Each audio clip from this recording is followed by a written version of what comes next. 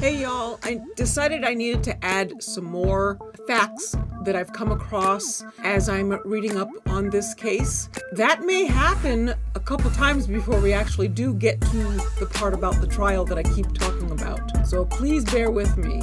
It has 2 trials attached to it that we will go over together. I'm hoping to be able to get out a few videos a week on it. Let me know your thoughts on it in the comments below. Have you heard of this one before, or is it new to you? Thanks for watching and supporting me.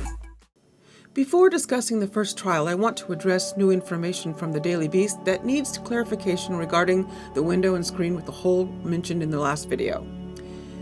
Based on their report, they mentioned that a basement window screen had a hole in it. This confuses me because I remember the children's screen had a hole and dog excrement. Alice had removed it to clean and planned to replace it with the screen from her bedroom. However, after washing it, she returned the screen with the hole to the children's room without reattaching it. Instead, she just propped it against the glass. The Daily Beast reported that the basement window was found open at a 75-degree angle, even though Alice had claimed to have closed it because of the hole in the screen. Later, the screen was found outside, leaning against the wall next to the window. It's been a while since I started thinking about the window screen with the hole in it. I'm addressing my confusion about this case as we go along. After talking with my producer, Susie Q, I now better understand the mix-up regarding the basement window. The Crimmins apartment was on the first floor, so it's unlikely that she had daily access to the basement. If the apartment complex basement was being used, it was probably her ex-husband, Edmund, who was there to spy on her and hide.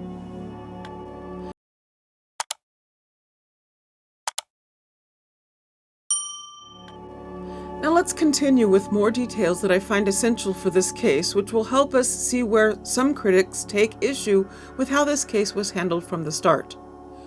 A Porter stroller, a converted baby carriage with a box on it, was found nearby. I'm not sure of the significance of this, but it was part of the investigation, so I felt the need to mention it in hopes that we find out more about it as we go along. Detective Peering discovered around a dozen empty liquor bottles in Alice's garbage cans. She mentioned cleaning the apartment in preparation for a city agency inspection related to the custody battle. Detective Peering formed a negative impression of Alice upon seeing these bottles. Peering also found Alice's, quote, little black book with a ratio of 4 men's names to 1 woman's name. Detective George Martin discovered a pastel overnight bag under her bed containing mementos from her relationship with Anthony Grace.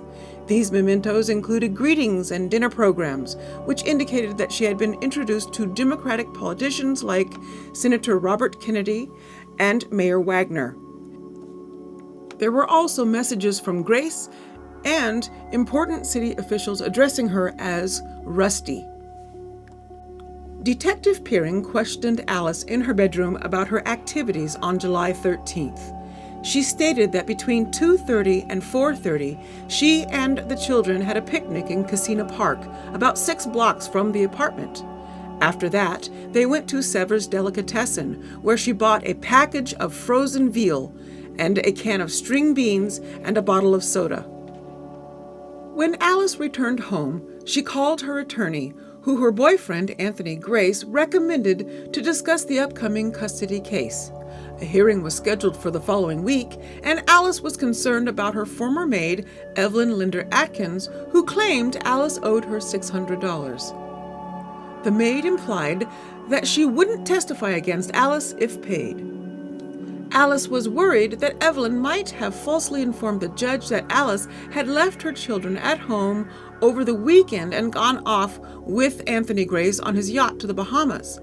Alice explained that she thought they were there only for a bon voyage party, but the men on the yacht playfully locked her and another girl in a bathroom. By this time, Alice discovered that Addi had placed a bug on her phone. In response, she took the children for a drive toward Main Street after dinner, hoping to find her ex-husband in a new apartment he had rented with another woman. However, she was unsuccessful, and as it was getting dark, she gave up her search. In her account of the events that evening, she mentioned that after a long day of preparing the house for an upcoming visit from an agency, she sat down to watch The Defenders on TV around 10:30. She realized that Anthony Grace hadn't returned her call from earlier that day. Feeling jealous, she tracked him to a bar in the Bronx and questioned him. He assured her that he was alone.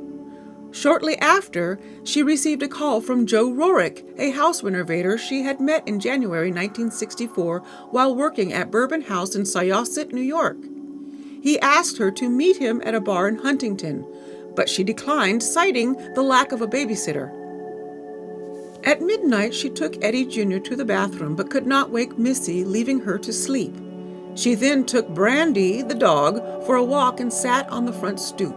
She couldn't remember if she had bolted the front door then. Later, Eddie called to repeat the maid's claim when she was getting ready for bed, which upset her. She took the dog out again, bathed, and then went to bed at about 3:30 or 4 a.m. On July 13th, Eddie was preoccupied with Alice's love life. He told the police that he started his day by playing golf at a course in Bethpage at 7 a.m.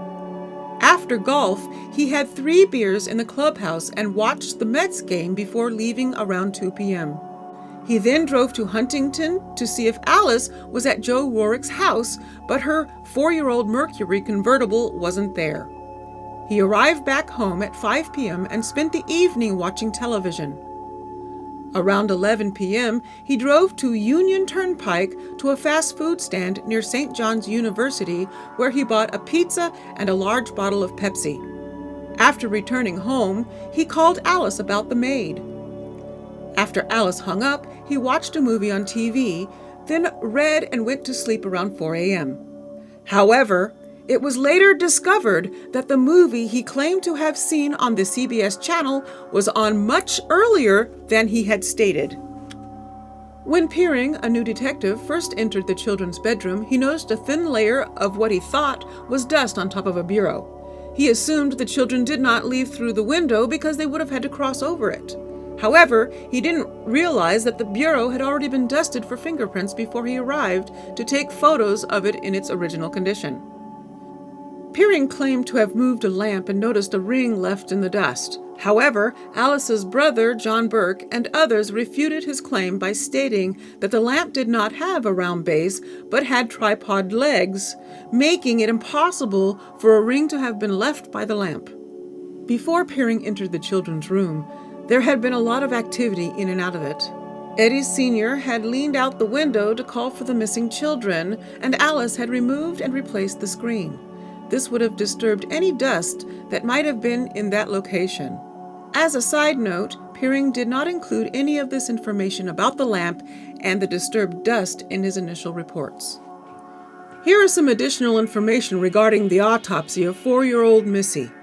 Just to recap, her body was discovered in an empty lot on 167th Street by a 9-year-old boy named Jay Silverman, approximately 8 blocks from their apartment.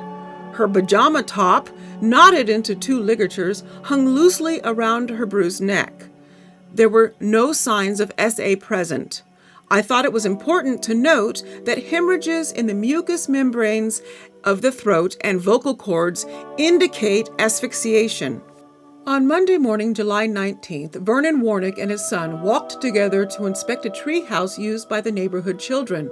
They discovered Eddie Crimmins' body on an embankment overlooking the Van Wyck Expressway. The boy's body was eaten away by rats and insects and in an advanced state of decay. The site was approximately 1 mile from their apartment and near the World's Fair grounds, which were in progress. Detectives were investigating reports from the Crimmins neighborhood of intruders, including a, quote, pants burglar who broke into Steelman's pants. They also looked into the names in Alice's little black book, which included Anthony Grace, who eventually admitted that he had lied to the police when he said he never left the Bronx. In reality, he had crossed the White Stone Bridge to go to a restaurant called Ripples in the Water with a group of girls known as the Bowling Girls. These young married women would go out on the town under the guise of going bowling. When Alice wanted to meet him at the Capri bar, he claimed he was about to leave and denied her a suspicion that he was with the bowling girls. Joe Rorick called Alice twice that night. The first call was after 10 p.m. when she declined his invite to the Bourbon House, and the second call was at 2 a.m. when he got no answer. He mentioned that he had been drinking all night and may have dialed the wrong number. In December 1965, the police administered a sodium pentothal truth test, and they were satisfied with the results. They had Rorick spy on Alice and take her to bugged motel rooms, but there were no compelling results. The Crimmins relocated to a new 3-bedroom apartment in Queens to evade the public eye, but the police bugged the apartment and monitored it 24/7 from a third-floor pharmacy of a local hospital. Alice left the apartment she shared with Addi to live with a man from Atlanta for whom she worked as a secretary. When the police notified the man's wife and she came to New York, they helped her destroy Alice's clothing. Alice saw this as harassment.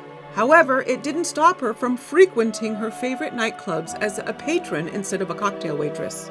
After 2 years, there was public pressure to take action on the case as politics influenced the pace of the investigation.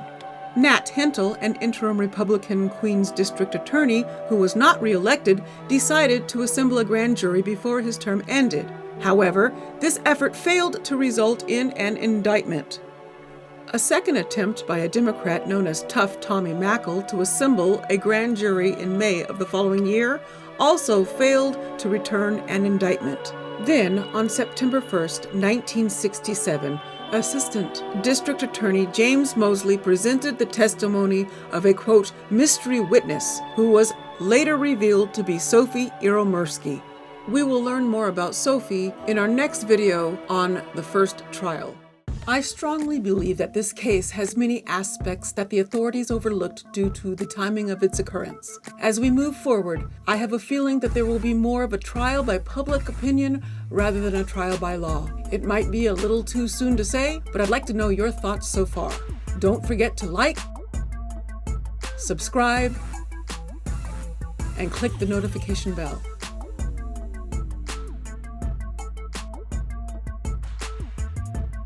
Bye, y'all.